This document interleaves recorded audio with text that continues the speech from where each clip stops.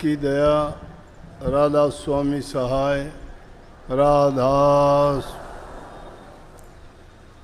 प्यारी साध संगत जियों, जितने भी आप सत्संग लाभ के लिए उपस्थित हुए हो, शांति से बैठ के सत्संग लाभ उठाएं। जाहिर है गर्मी का मौसम है, लेकिन कोई अच्छी चीज़ प्राप्त करने के लिए थोड़ा कष्ट तो उठाना ही पड़ता है। और सत्संग उन वस्तुओं में से नहीं है जो इतनी आसानी से मिले। ये भी मालिक की तरफ से संयम को जांचने के लिए एक परीक्षा का रूप ही प्रेमियों से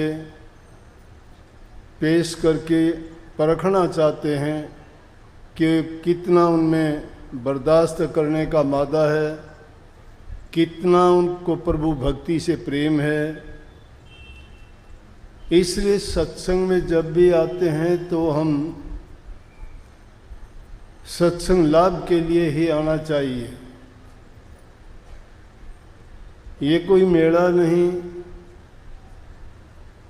दुनियादारी के और मेले खेल तमाशे बहुत हैं देखने के लिए, लेकिन यहाँ वो चीज़ नहीं मिलती। यहाँ तो जो अध्यात्म के खोजी हैं, अपने जीव का कल्याण चाहते हैं, जीवन का सुधार चाहते हैं और इस काल और माया की दुनिया से सदा के लिए मुक्त होना चाहते हैं, उनके लिए सत्संग है। अगर सत्संग में आके भी जो इंसान 2 घड़ी शांति से बैठ के सत्संग लाभ नहीं ले सकता, तो आगे चल के वो क्या करेगा। अभी की बात बताऊं, एक प्रेमी था, भोला भाला, भगत भोले ही होते हैं।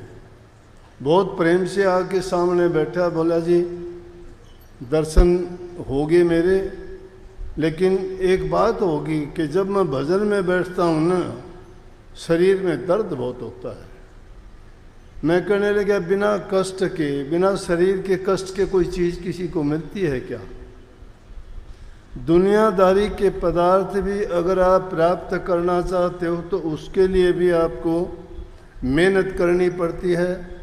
मेहनत करने में आपको कष्ट भी होगा, बर्दाश्त भी करना पड़ेगा वो कष्ट, दुख, दर्द, पीड़ा जो भी होगी।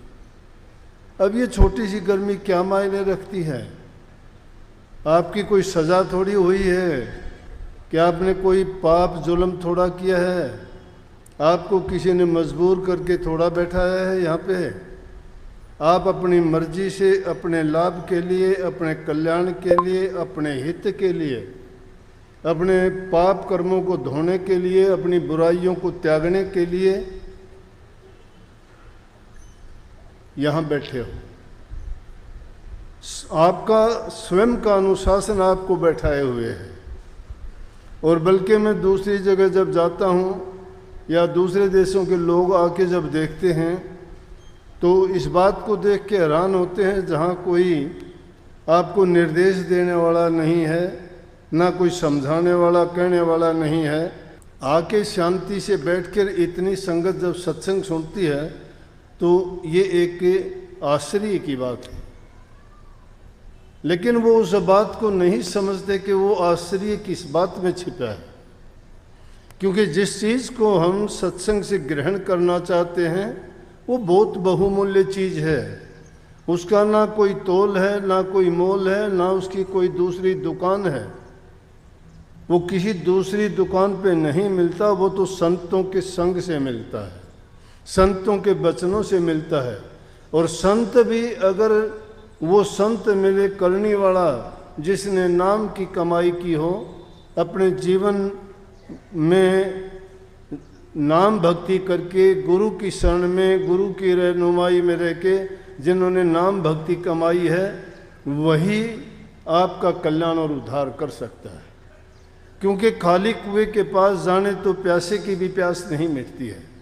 संत सतगुरु के पास तो वो दौलत होती है कि वो पापियों के पापों को हर लेते हैं, वो मुर्दों को जिंदा कर देते हैं, वो कागों से हंस बना देते हैं, वो कुर्डी से महल बना दें, वो आँख बंबूड़ के भी चंदन के पेड़ बना देते हैं। इन सब कहने का पर्याय या मतलब अर्थ ये है कि जो इंसान संतों के संग में जाके उनकी शिक्षा और उपदेश को जब मान लेता है तो उसकी वो जिस प्रकार से काग की वृत्तियां छूट गई। काग की वृत्ति क्या है? काग की आदत क्या है कि दूसरे पक्षियों को तंग करना, अपने लाभ और स्वार्थ के लिए उनको परेशान करना। लेकिन जब गुरु की शरण जब मिलती है, ऐसे लोग, उनकी तुलना काग से इसलिए की गई कि कुछ लोग हमारे बीच में ऐसे होते हैं जिनको वो गलत आदत होती है, चाहे उनका वो प्रारब्ध कर्म है, चाहे इस जन्म में उन्होंने उन कामों को सीख लिया है गंदी आदत के कारण, या किसी बुरी संगति के कारण, या उन्होंने अपने कर्म से ही अज्ञान के कारण ऐसे कर्म किए हैं, तो वो उन आदतों को अपने जीवन में प्रयोग करते हैं और उससे दूसरों को पीड़ा होती है। लेकिन संतों के पास जब जाते हो तो तुम्हें वो अज्ञान मिटा देते हैं। इसीलिए क्यों कहते हैं कि गुरु के पास गए ज्ञान मिल गया। ज्ञान है क्या चीज़? कहते गुरु के पास जाया, तुम्हारी अज्ञान की आंखें थी वो बंद थी, उनको खोल के आपकी तीसरा नेत्र खोल दिया। वो कौन सा है तीसरा नेत्र? ज्ञान चक्षु है। वो आपको विवेक को जगाते हैं, वो आपको भले बुरे की पहचान करवाते हैं, वो आपको बताते हैं कि किन चीज़ों से तुम्हारा हित और कल्याण है। अज्ञान के बस तो इंसान करता चला जाता है, लेकिन जब संतों की शरण में जीव ये जाता है और संत जब अपने मुख से वो बातें कहते हैं, बातें तो और लोग भी बहुत कहते हैं, पापी लोग भी बहुत कह देंगे आपको, क्रोधी लोग भी बहुत कह देंगे, लालची बहुत कह देंगे, लेकिन उनकी वो बात कमाई हुई नहीं है।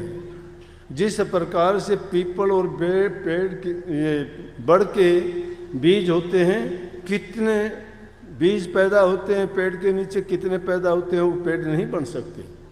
पेड़ वही बनता है जो पक्षी खा के उसके पेट में चला जाता है और वो बीज पक जाता है, चाहे वो पक्के पत्थर के ऊपर भी गिर जाता है, वहाँ भी पैदा होकर पेड़ बन जाता है। इसी प्रकार से संतों का जो कमाया हुआ वचन होता है, वही वचन हमारा काम करता है। हाथ में लेके लेने से कोई तीर चला दे तो उस तीर से कोई निशाना नहीं लगता, वो किसी को घायल नहीं करता।